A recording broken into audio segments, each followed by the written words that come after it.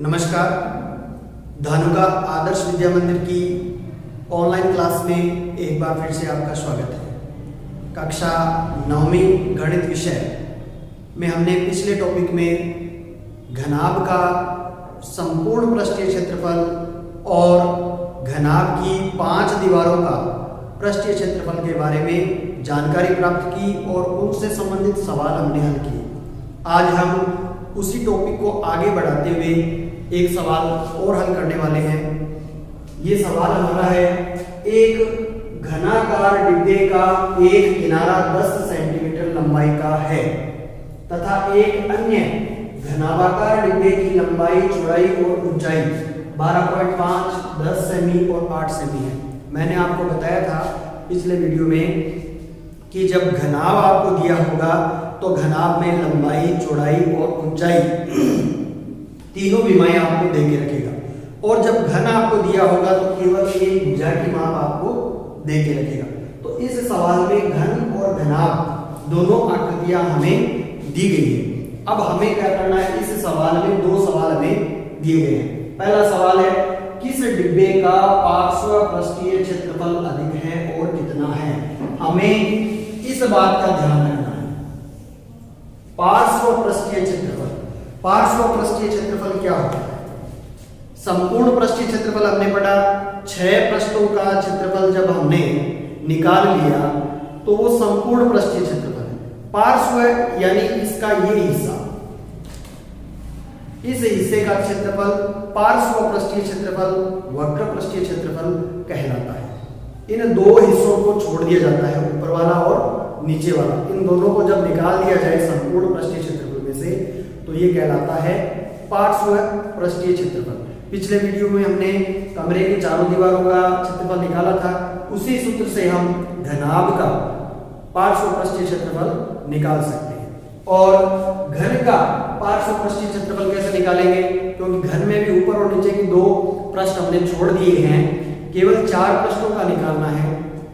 तो घन का संपूर्ण पृष्ठ का क्षेत्रफल क्या होता है निकालने का, 6 भुजा स्क्वायर। 6 इसलिए कि 6 पृष्ठ है और एक भुजा अपने को दे रखी है, उससे संपूर्ण पृष्ठ अपन निकाल सकते हैं। लेकिन यहाँ अपने को 4 ही पृष्ठों का निकालना है, इसलिए हम आगे क्या लगा देंगे इस सूत्र में, 4 भुजा स्क्वायर। चलिए हम ये सवाल करते हैं।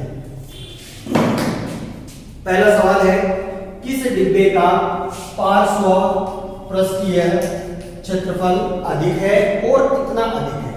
तो देखिए, पहले हम घन आकार का जो डिब्बा है उसका पार्श्व पृष्ठीय क्षेत्रफल निकालते हैं। हम लिखेंगे घनाकार डिब्बे का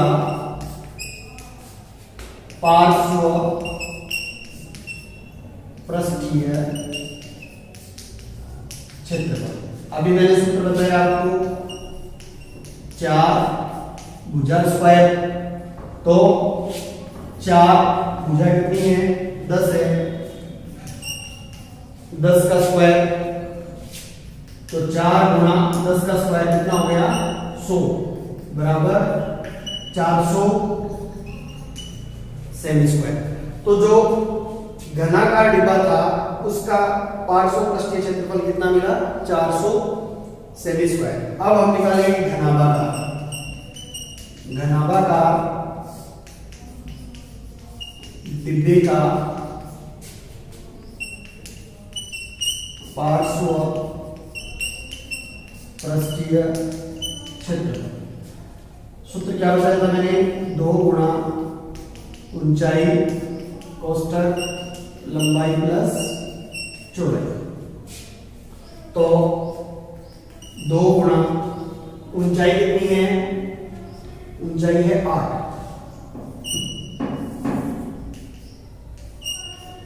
लंबाई और चौड़ाई 12.5 और 10। इसको हल करेंगे, 16 ये हो गया 22.5। इन दोनों को गुणा करेंगे तो 16 पंजू 80, 80 होए 8, 16 दूनी 32, 32 और 8 40, आज में बचे 4, 16 दूनी 32, 32 और 4 36।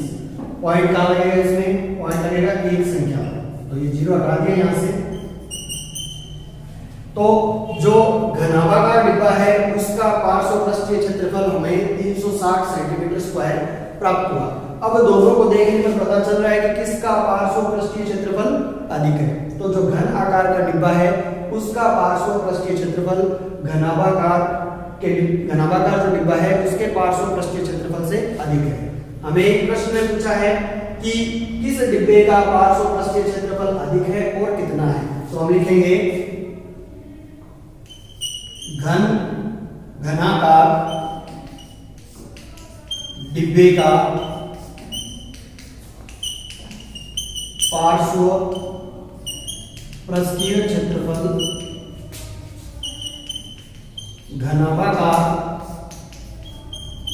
डिब्बे के पार्श्वपृष्ठीय क्षेत्रफल से कितना अधिक है? तो 400 माइनस 360 कितना आएगा? 40 सेमी स्क्वायर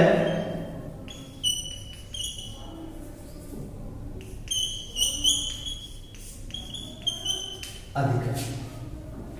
यह हमारा पहला सवाल है, वो हल हो गया। हमने निकाल लिया कि घन आकार का जो डिब्बा है उसका पार्श्वपृष्ठीय क्षेत्रफल घनाभागार का जो डिब्बा है उसके क्षेत्रफल से 40 सेंटीमीटर स्क्वायर अधिक है। अब हम दूसरा सवाल करते हैं। दूसरा सवाल हमारा है किस डिब्बे का कुल पृष्ठीय क्षेत्रफल कम है और कितना है। तो अब इसमें संपूर्ण पृष्ठीय क्षेत्रफल निकालना है। तो देखिए घनाकार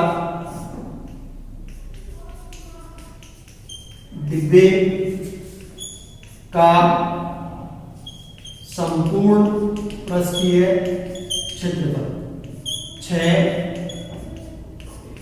भुजा स्क्वायर,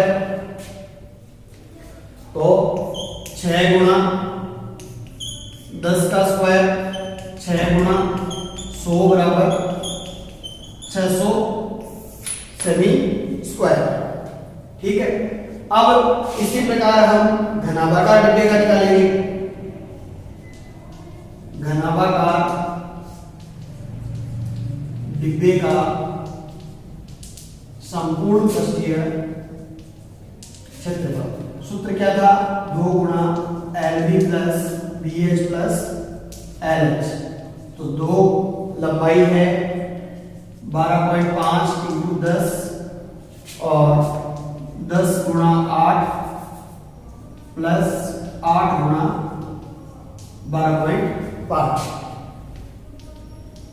तो 2 12.5 को 10 से गुणा करेंगे 125, 10 को 8 से गुणा करेंगे 80, 12.5 को 8 से गुणा करेंगे तो 8 पंजे 40, हासिल 4, 8 गुण 16, 16 और 4 20, हासिल 2, 8 एकम 8, 8 और 2 10, एक पर पॉइंट लगेगा तो 100।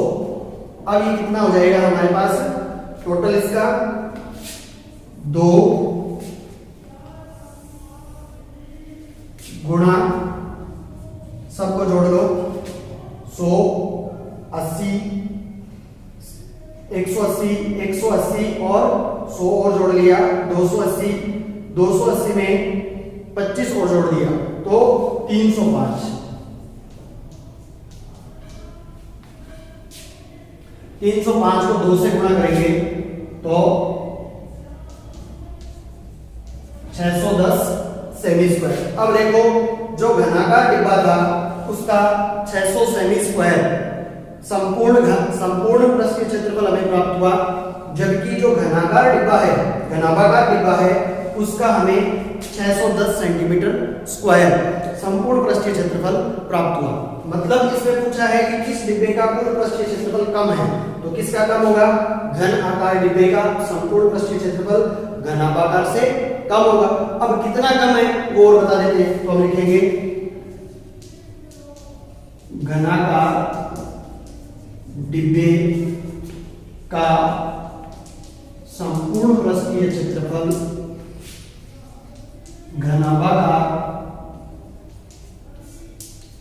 डिब्बे के संपूर्ण पृष्ठीय क्षेत्रफल से, तो 610 माइनस 600 बराबर 10 सेमी स्क्वायर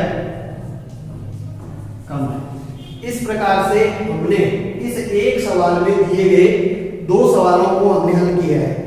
या आज हमने ये नई चीज सीखी है कि हमने घन और घनाभ का संपूर्ण पृष्ठीय क्षेत्रफल निकाला और हमने घनाभ का जो चार पृष्ठ है, चारों दीवारों हैं, पार्श्व पृष्ठ है, उसका क्षेत्रफल निकाला। इसी प्रकार हमने घन का भी चार दीवारों का पार्श्व पृष्ठ का क्षेत्रफल निकाला। तो सवाल में हमें यह ध्यान में रखना है करते हुए कि हमसे क्या पूछा जा रहा है।